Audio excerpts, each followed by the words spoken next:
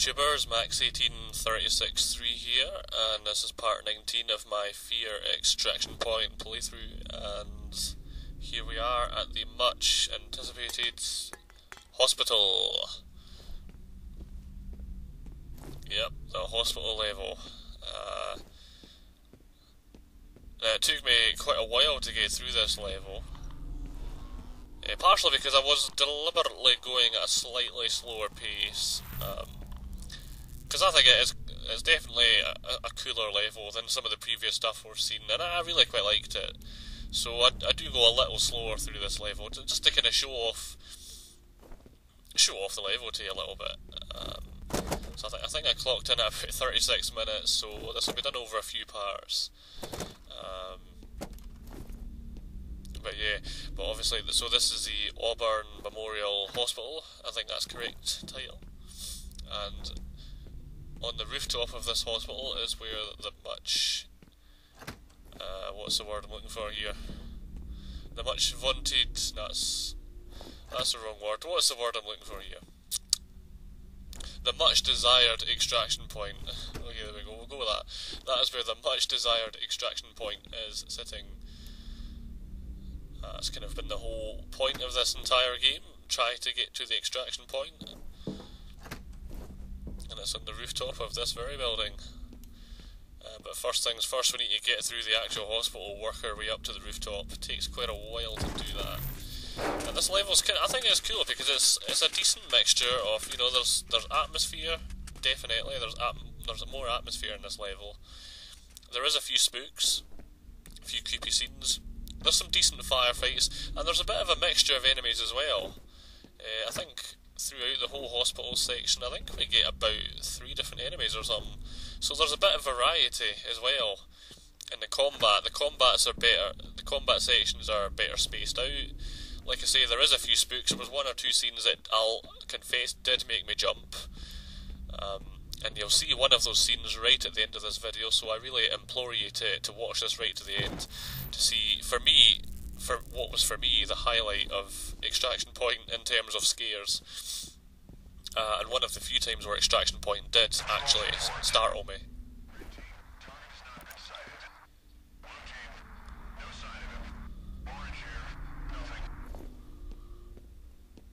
Because I think we could all agree that the horror in Extraction Point is a little weaker than it was in the original F.E.A.R, but no, this level really recaptures it. In fact, I felt like I was playing the original F.E.A.R again, actually. And so yeah, generally I just really liked this level, and I think, yeah, this is definitely a return to form. If the whole game had been like this, then it would have been an awesome expansion pack. Really would have.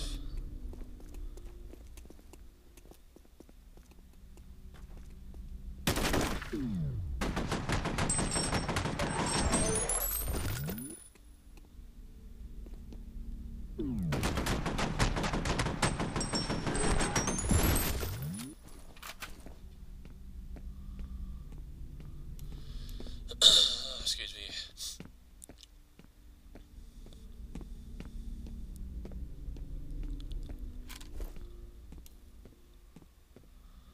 So yeah, the level also finishes off with a pretty climatic firefight as well, which we have to deal with 2 heavies and 2 minigunners and a shitload of replicas. Thankfully not all at the same time, it's slightly spread out, but kind of within the last 5-10 minutes of the level or so, it's just pretty much one big firefight.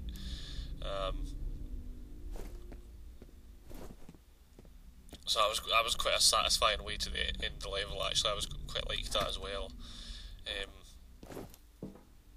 It's not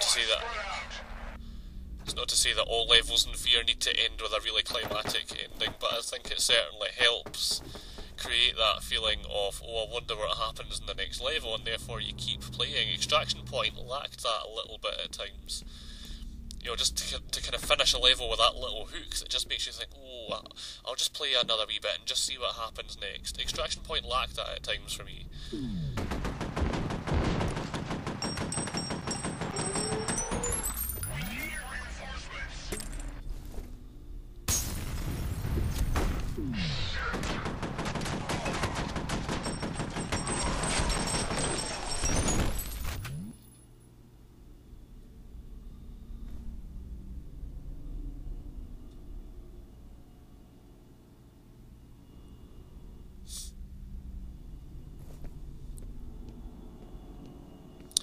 by the way, yes, that glass is bulletproof, so don't even bother saying why didn't I shoot him until he came round the corner.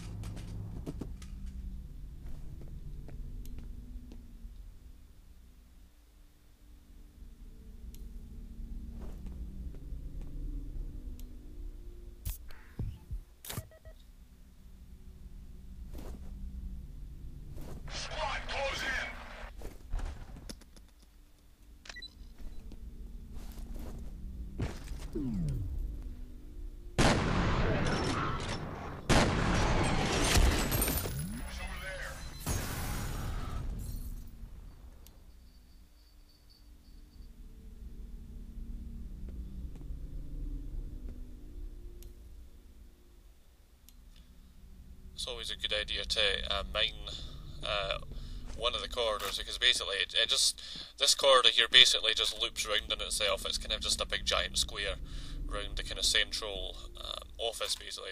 So it does go right round, so they can quite easily flank you, and in a previous attempt at this level that is exactly what they did. So yeah, definitely mine one of the corridors if you have any, or a turret or something, or you're probably going to get into bother. So yeah, always good.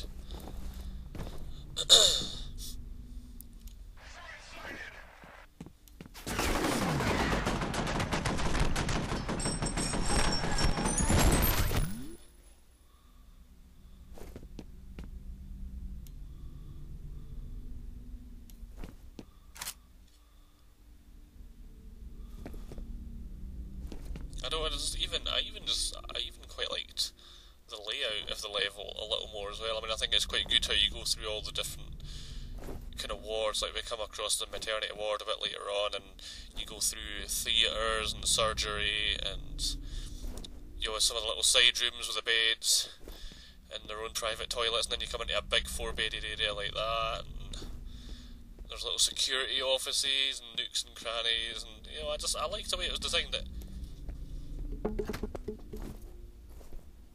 It makes it feel more like a real place.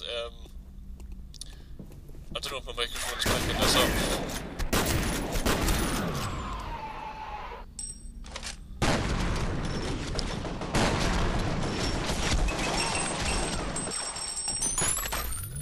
I don't know if my microphone's picking this up, but that's my cat racing about in the background, crashing into things, just in case you're wondering what the noise is.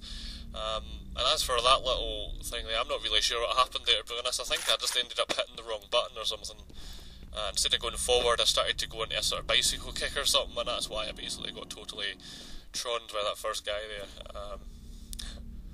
I kind of got a little stuck in the doorway as well, actually. But the death of that second goon, that was quite cool, like in slow motion, and gun firing off into the wall there, and sparks and stuff flying off. That was pretty cool, I thought.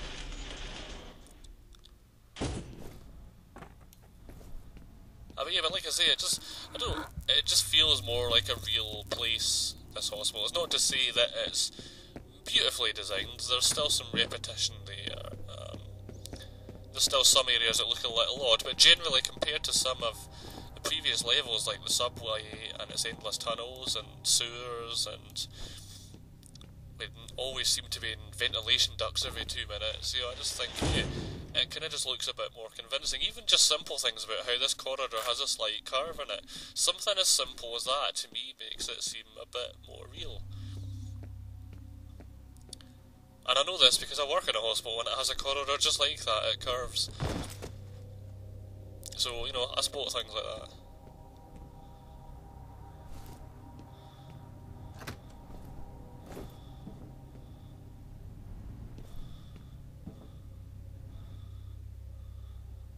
And generally, I really just get a feeling that the developers actually took a bit of time to actually build and create this level, that there are parts of it that just seem really rushed.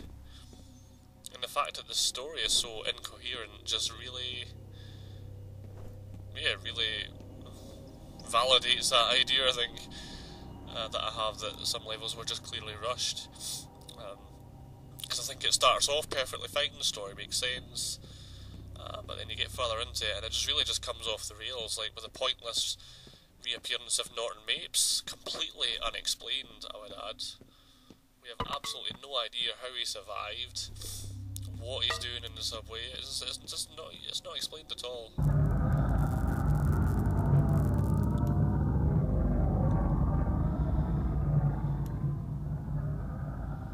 And of course the whole mystery of Miss Quan that we saw in the previous level as well, getting killed off, but then again, did she get killed off? You know, because the point man experienced visions just moments before that, as was pointed out to me actually recently. That's quite an interesting thought. So I don't know, did she really die, or is it part of the point man's visions? And the whole kind of, what the hell are these replica guards guarding in these endless subway tunnels? And I could go on and rant and rave, but I won't. But I think you kind of get the gist of what I was trying to say there.